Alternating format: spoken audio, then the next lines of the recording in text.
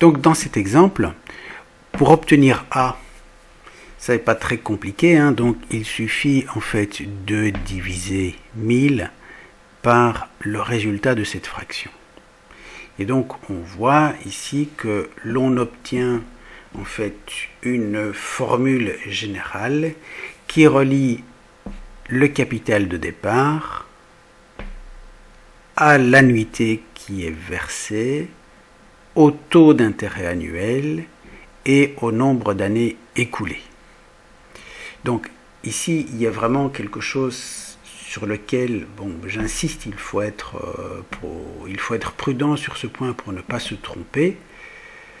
C'est que, puisqu'on a affaire à un paiement annuel, voyez, il faut que n qui apparaît dans la formule corresponde également à un nombre d'années. Sinon, une formule n'est pas cohérente.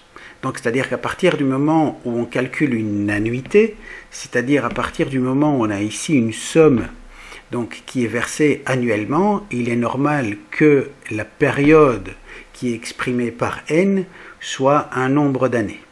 Et par conséquent, il faut que le taux d'intérêt qui figure dans la formule soit également un taux d'intérêt qui capitalise annuellement.